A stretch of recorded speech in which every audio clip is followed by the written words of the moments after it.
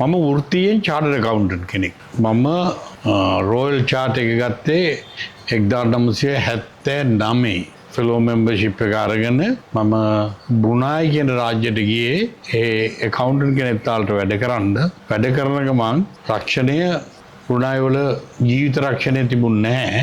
මම ඒ පාර බ්‍රුනායි වලට ජීවිත රක්ෂණය ඇමරිකන් කම්පැනියක් මාර්ගයෙන් අරන් ගිහිල්ලා අපි ජීවිත රක්ෂණය කියන එක බ්‍රුනායි වල පටන් ගත්තා. පටන් අරන් සෑහෙන දුරට ඒ කම්පැනිය දියුණු වුණා. මම ඒජන්ට් කෙනෙක් තාලට වැඩ කළා. මම টොප් ඒජන්ට් වුණා.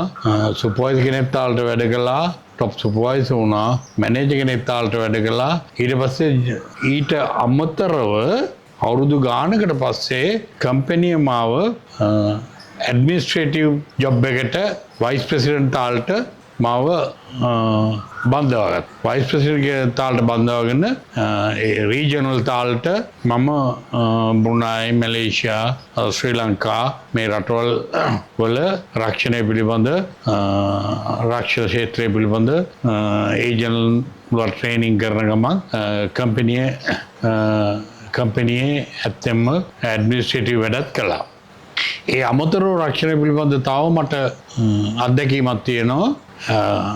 නියාමන ආයතනයේ මම ලංකාවේ රක්ෂණ නියාමන ආයතනයේ වැඩ කළා කමිෂනර් කෙනෙක් තාලට.